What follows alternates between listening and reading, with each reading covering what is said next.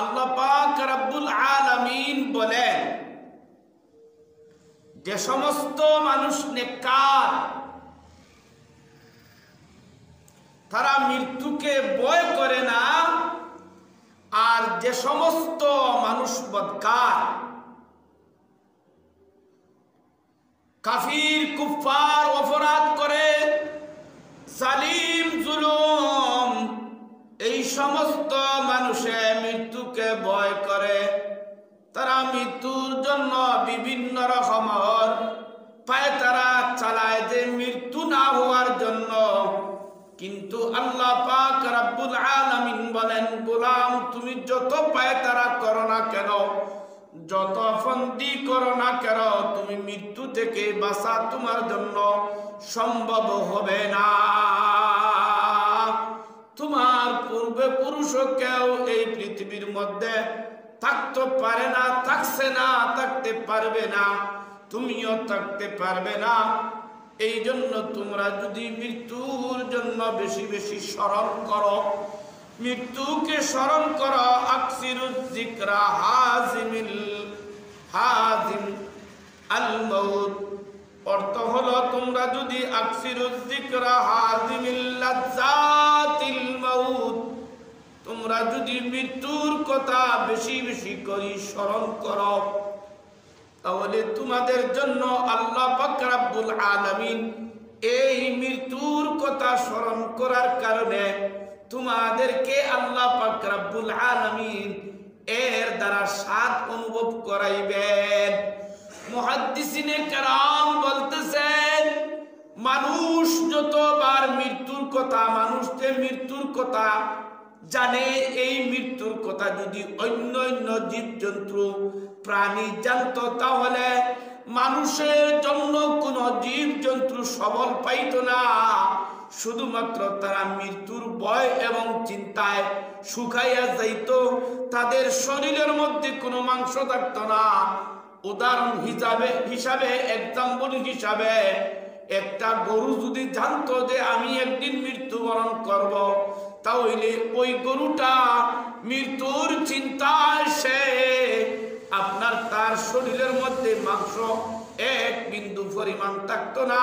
পানির মধ্যে যে মাছ আছে, সেই মাছে যদি জানতো যে আমি একদিন মৃত্যুবরণ করব, তাহলে এই মাছের মধ্যে একটি গোশত থাকতো না। মাছ যে গোশত আছে, মাছের গোশত থাকতো না, শুধুমাত্র মাছের কাঁটা ছাড়া আর কিছুই থাকতো না।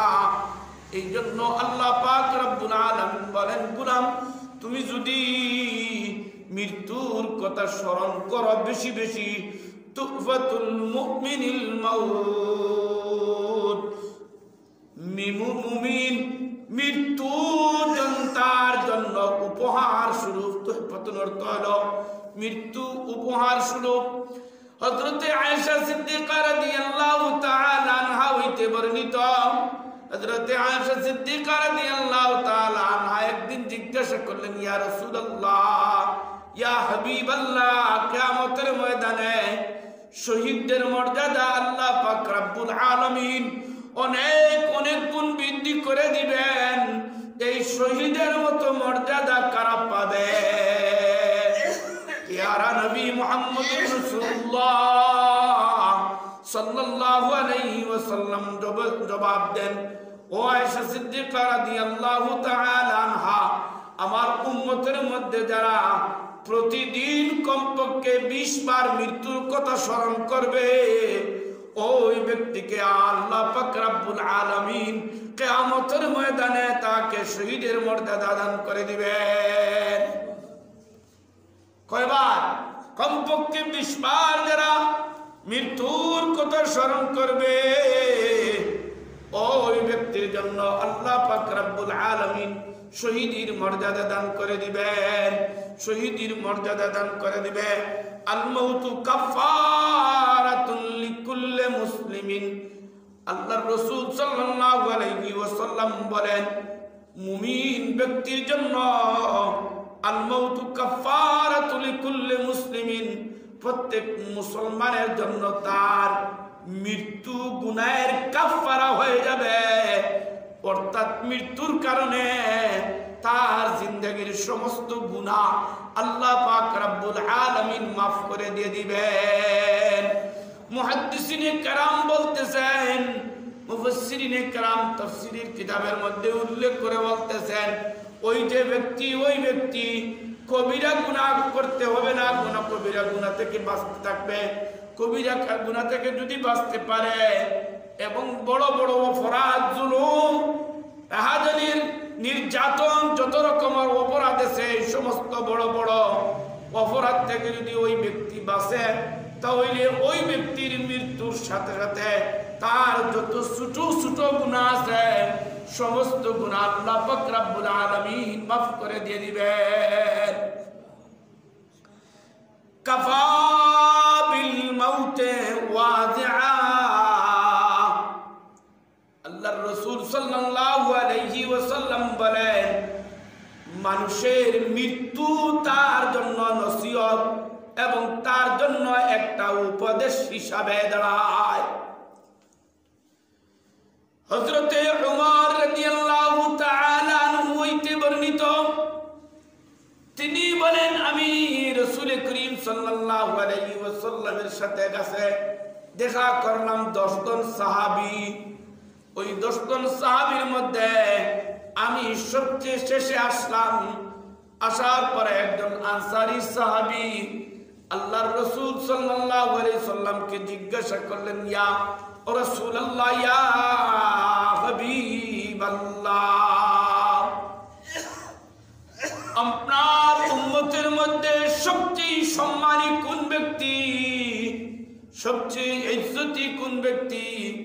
আল্লাহর রাসূল সাল্লাল্লাহু আলাইহি সাল্লাম বলে দিলেন, ও আমার সাহাবা কেরাম, যে ব্যক্তি মৌতের কথা বেশি বেশি করে স্মরণ করে, যে ব্যক্তি মৌতের কথা বেশি বেশি করে স্মরণ করে, ওই ব্যক্তির জন্য আল্লাহ পাক রব্বুল আলামিন সবচেয়ে বেশি খুশি হন।